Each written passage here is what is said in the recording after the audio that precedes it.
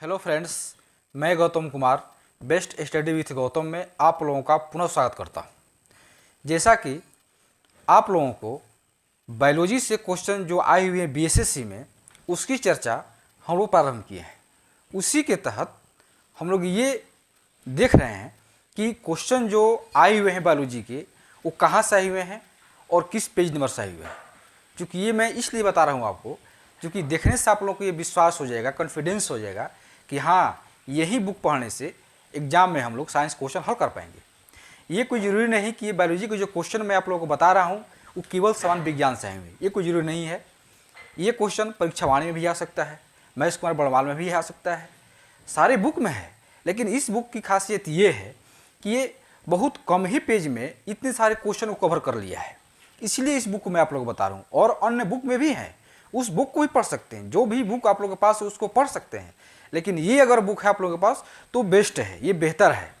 इसलिए इस बुक को आप लोग ले लिए होंगे या होगा आप लोगों के पास, इसलिए इस बुक को आप लोग ध्यान से पढ़िए। और मैं आप लोगों को इस बुक से आए हुए क्वेश्चन को यहाँ पर मैं डिस्कस कर रहा हूँ और ये भी बताने का प्रयास कर रहा हूँ कि किस पेज नंबर से वो आए हुए हैं। तो उसी कड़ी के तहत आज मैं आप लोगों को अगले क्वेश्चन की तरफ ले चलता हूँ कि ये देखते हैं क्वेश्चन कहाँ से आया हुआ है।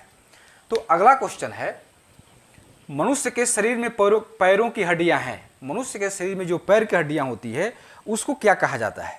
तो ऑप्शन ए है ह्यूमरस तथा ऊर, ऑप्शन बी है फिबुला तथा टिबिया, ऑप्शन सी है फिबुला तथा उल्मा, ऑप्शन डी है टिबिया तथा वही प्रकोष्ठिता। इसमें आप लोग देखिएगा तो ये जो क्वेश्चन पूछा हुआ है, प्रथम स्नातक स्तरीय परीक्षा जो पीटी का एग्जाम हुआ था 18/12/2011 को, वहाँ क्वेश्चन ये पूछा है। तो इसका जो स्रोत है, ये क्वेश्चन कहाँ से लिया गया है?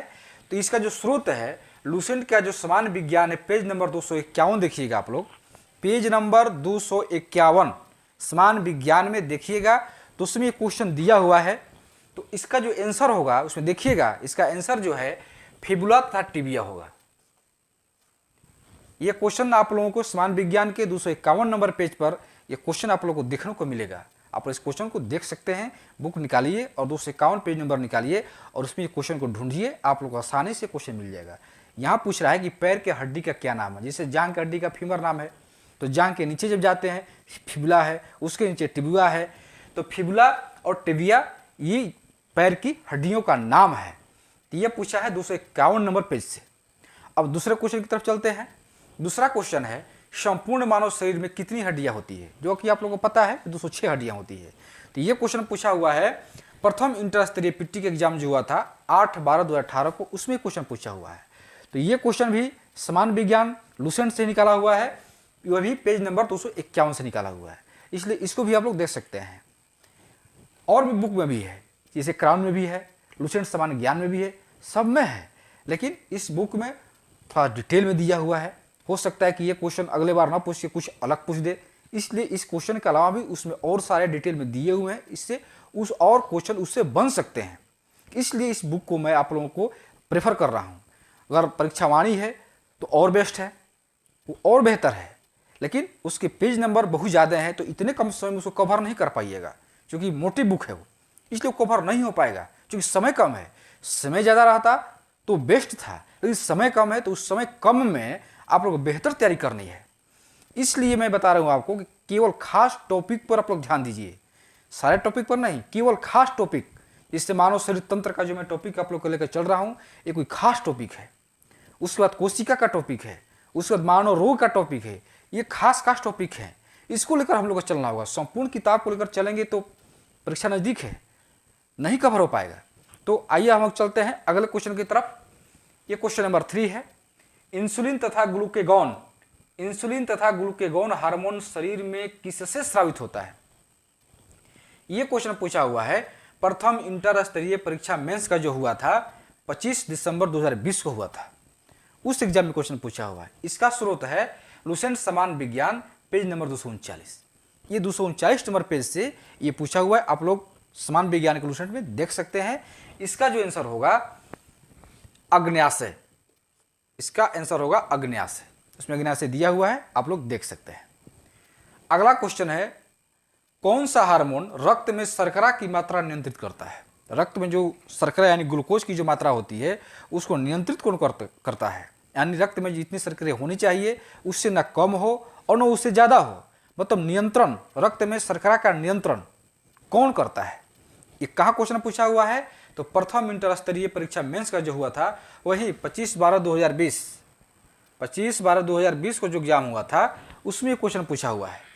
इसका भी स्रोत लुसेंट समान विज्ञान है, पेज नंबर 239, मतलब 239 से ये भी, 239 से ये भी, और कल भी मैं आप लोगों को बताया था 239 पेज नंबर से, कल भी कम से कम 7 क्वेश्चन में बताया था आप लोगों को पेज नंबर 239 से। तो पेज नंबर 239 से फिर आज 2 क्वेश्चन है, मतलब देखिए पेज नंबर 239 कितना इंपॉर्टेंट है कि लगभग 8 से 9 क्वेश्चन, 10 क्वेश्चन ये पूछ चुका है पेज नंबर 239 से, और उसमें भी केवल अग्न्याशय ग्रंथि से, इंसुलिन से ज़्यादा सवाल पूछे गए हैं। इसलिए अग्न्याशय जो ग्रंथि है इससे इंसुलिन स्रावित होता है, उससे ज़्यादा क्वेश्चन पूछे गए हैं। तो आप लोग यहाँ देख सकते हैं पेज नंबर 239, तो इसमें जो आंसर होगा वो होगा insulin, insulin, option number D. तो अभी मैं आप लोगों को 4 क्वेश्चन बताया और उसका स्रोत बताया कि कहाँ से क्वेश्चन, किस पेज नंबर से क्वेश्चन पूछे गए हैं। इसके बाद हम लोग फिर देखते हैं और क्वेश्चन कि वो क्वेश्चन कहाँ से पूछे हैं और कौन पेज नंबर से पूछे हैं। तो चलिए अब हम चलते हैं अगले क्वेश्चन की तरफ। तो क्वेश्चन नंबर 5, थायराइड ग्रंथि का स्थान कहाँ है। थायराइड ग्रंथि जो होती है शरीर में वो कहाँ पर पाई जाती है, ये क्वेश्चन पूछा हुआ है। थायराइड ग्रंथि मानव शरीर में कहाँ पर पाई जाती है, ये क्वेश्चन है। ये क्वेश्चन पूछा हुआ है द्वितीय स्नातक स्तरीय पीटी का एग्जाम हुआ था, मतलब सेकेंड सीजीएल का पीटी का एग्जाम जो हुआ था 16 फरवरी 2015 को, उसमें ये क्वेश्चन पूछा हुआ है। तो थायराइड ग्रंथि का स्थान कहाँ होता है, गला में, मतलब हम लोग को गला में ही थायराइड ग्रंथि पाई जाती है। तो ये क्वेश्चन का जो स्रोत है वो लुसेंट का समान विज्ञान है, पेज नंबर 254, पेज नंबर 254 में जाकर देखिएगा उसमें दिया हुआ है। तो पेज नंबर 254 से ये क्वेश्चन पूछा गया है। तो आप लोग इसको देख सकते हैं कि क्वेश्चन कहाँ से पूछा है और इसका आंसर गला होगा। क्वेश्चन समझ गए होंगे। अब अगला क्वेश्चन है कौन मास्टर ग्रंथि है। मानव शरीर में कौन सी ऐसी ग्रंथि है जिसको मास्टर ग्रंथि कहते हैं, मतलब सभी ग्रंथियों का वो मास्टर है। तो इसका जो क्वेश्चन का जो पूछने का जो तरीका है वो कहाँ पूछा हुआ है, प्रथम इंटर स्तरीय परीक्षा जो हुआ था कब, 5 फरवरी 2017 को, उसमें क्वेश्चन पूछा हुआ है। तो इसका भी स्रोत देखिए लुसेंट समान विज्ञान पेज नंबर 254, मतलब 254 से 2 क्वेश्चन पूछा हुआ है। मतलब मास्टर ग्रंथि किसको कहते हैं, तो पीयूष ग्रंथि को। ऑप्शन नंबर जो बी दिया हुआ है पीयूष को ही पिट्यूटरी ग्रंथि कहते हैं। आप लोग देखिएगा इंग्लिश में दिया हुआ है पिट्यूटरी ग्रंथि, इसलिए आप लोग हिंदी के साथ साथ इंग्लिश के वर्ड पर भी आप लोग फोकस रखिएगा, क्योंकि ऑप्शन में हिंदी न दे करके इंग्लिश ही पूछ सकता है, पीयूष न दे करके पिट्यूटरी ग्रंथि दे दे। जिसे यहाँ पर पिट्यूटरी ऐसे लिख देगा आपको, पिट्यूटरी ग्रंथि। इसलिए आप लोगों को हिंदी और इसका इंग्लिश में जो हिंदी है उस दोनों को ध्यान देना होगा। इसका जो हिंदी और इसका इंग्लिश वर्ड में जो हिंदी आएगा वो दोनों को आप लोग को ध्यान देना होगा, पीयूष ग्रंथि या पिट्यूटरी ग्रंथि। तो इसको क्या कहते हैं, मास्टर ग्रंथि, मतलब मास्टर ग्रंथि पीयूष ग्रंथि को कहा जाता है। ये क्वेश्चन पूछा है इंटर स्तरीय में। इसका जो स्रोत है पेज नंबर 254 समान विज्ञान में दिया हुआ है, आप लोग उसमें जाकर देख सकते हैं। अगला क्वेश्चन, क्वेश्चन नंबर 7, ये क्वेश्चन है कि यह अंतःस्रावी ग्रंथि का एक उदाहरण है। मतलब ये पूछ रहा है कि कौन सी ग्रंथि अंतःस्रावी है। इसे ग्रंथियां 3 प्रकार की, एक अंतःस्रावी ग्रंथि, एक बहिःस्रावी ग्रंथि और एक मिश्रित ग्रंथि। मिश्रित ग्रंथि वो है जो अंतःस्रावी भी हो और बहिःस्रावी भी हो। तो आप लोग लुसेंट समान विज्ञान में पढ़िएगा या जो भी बायोलॉजी का बुक उसमें पढ़िएगा आप लोग कि कौन सी ग्रंथि अंतःस्रावी है, कौन सी ग्रंथि बहिःस्रावी है और कौन सी ग्रंथि मिश्रित है, मतलब अंतःस्रावी और बहिःस्रावी दोनों है। तो इसको डिटेल में पढ़िए कि अंतःस्रावी, बहिःस्रावी और मिश्रित ग्रंथि। तो उसमें आप लोग देखिएगा कि अंतःस्रावी में कौन कौन है। तो उसमें एक ग्रंथि का नाम आपको आएगा, वो ग्रंथि है थायराइड ग्रंथि। थायराइड ग्रंथि ये एक अंतःस्रावी ग्रंथि है। तो ये क्वेश्चन पूछा हुआ है प्रथम स्नातक स्तरीय का जो मेंस हुआ था, सीजीएल फर्स्ट का जो मेंस हुआ था 27 जनवरी 2013 को, इसमें ये क्वेश्चन पूछा हुआ है। और इसका स्रोत है लुसेंट समान विज्ञान पेज नंबर 253, उसमें जाकर देखिएगा 253 पेज नंबर में। तो आप लोगों को दिया हुआ है थायराइड ग्रंथि। मतलब वहाँ पूरा लिस्ट दिया हुआ है कि अंतःस्रावी ग्रंथि कौन कौन है, तो पूरे लिस्ट को याद कर लीजिए कि अंतःस्रावी ग्रंथि कौन कौन है, बहिःस्रावी ग्रंथि कौन कौन है, उस पूरे लिस्ट को याद कर लीजिए। मिश्रित ग्रंथि मात्रक है, उसको आप लोग याद कर लीजिए। मतलब तीनों को आप लोग याद कर लीजिए, अंतःस्रावी, बहिःस्रावी और मिश्रित ग्रंथि, और तीनों के बारे में डिटेल में आप लोग उसको अध्ययन कर लीजिए, क्योंकि यहाँ से क्वेश्चन पूछते हैं बार बार। तो ये क्वेश्चन का आप लोगों ने देखा कि कहाँ से पूछा। अब हम लोग अगले क्वेश्चन की तरफ चलते हैं। क्वेश्चन नंबर 8, इसमें क्या दिया हुआ है कि मानव शरीर में रक्तचाप नियंत्रित होता है। रक्तचाप मतलब ब्लड प्रेशर, जो आप लोग सुनते होंगे, blood pressure, high blood pressure, low blood pressure, इसका नियंत्रण कहाँ से होता है? शरीर में किस अंग की गड़बड़ी से ब्लड प्रेशर कभी बढ़ता है कभी घटता है? तो ये क्वेश्चन पूछा हुआ है कहाँ? तो प्रथम स्नातक स्तरीय पीटी एग्जाम जो हुआ था CGL-1 का 18 दिसंबर 2011 को, उसमें ये क्वेश्चन पूछा हुआ है कि मानव शरीर में रक्तचाप नियंत्रित होता है। कहाँ से होता है? तो अधिवृक्क ग्रंथि से।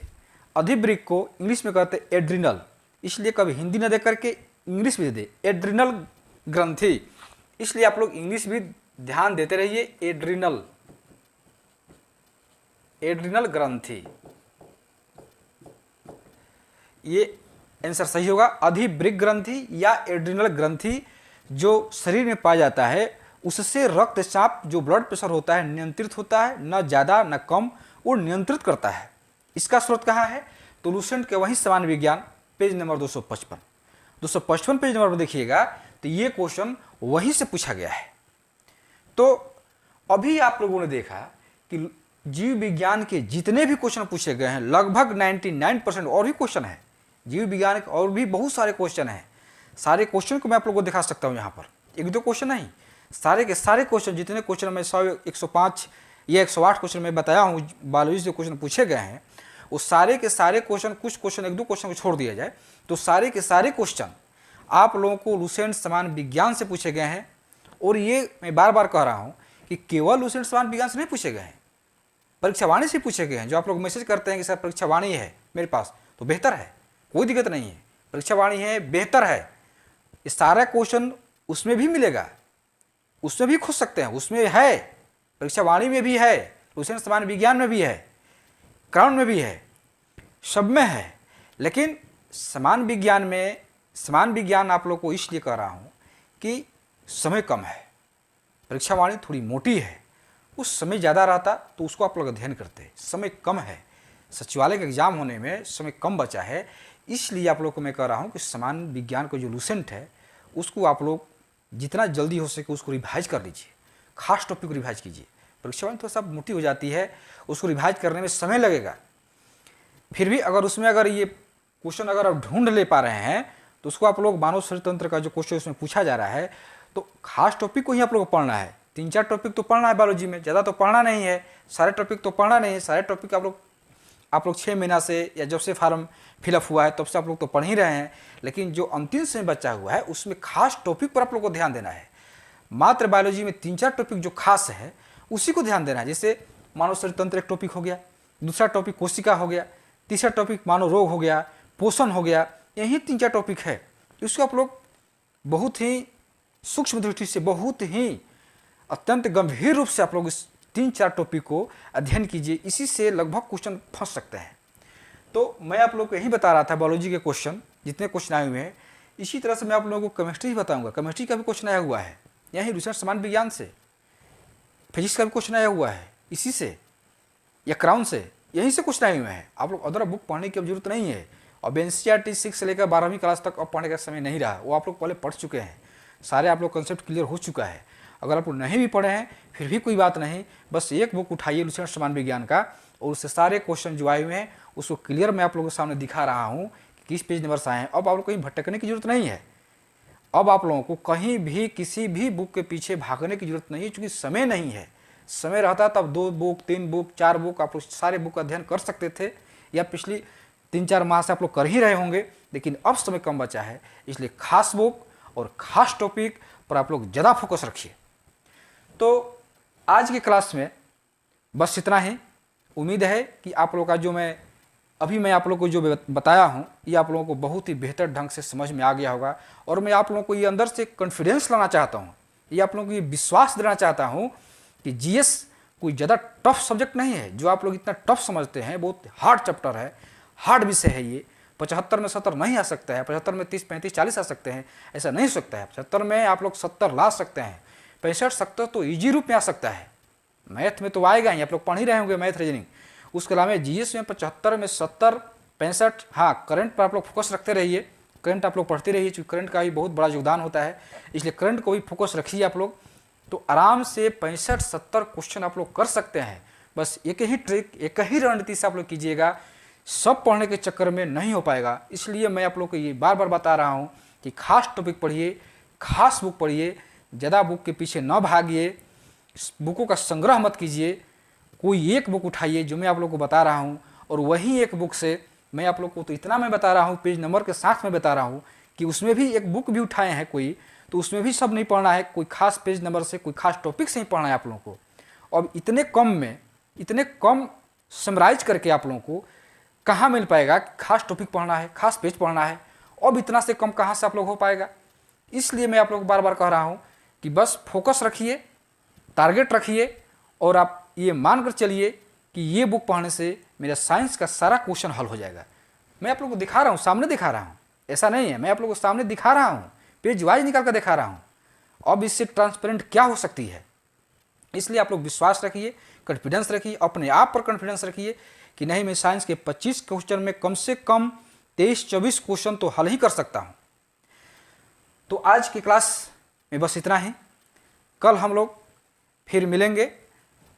हो सकता है कि बायोलॉजी का क्वेश्चन कुछ अभी बच गया हो, उसको कल हो सके तो मैं बता सकता हूँ आप लोगों को। अगर आप लोगों को राय है कमेंट कीजिएगा कि कल बायोलॉजी चलाया जाए या फिर केमिस्ट्री फिजिक्स जो भी है साइंस का क्वेश्चन, क्योंकि साइंस में आप लोगों को डर लग रहा है तो फिजिक्स है केमिस्ट्री है, उसको देखा जाएगा कि कल बायोलॉजी चले या केमिस्ट्री या फिजिक्स जो भी है हम लोग कल चलाएंगे। तो आज क्लास में बस इतना ही, कल फिर हम लोग मिलते हैं। धन्यवाद।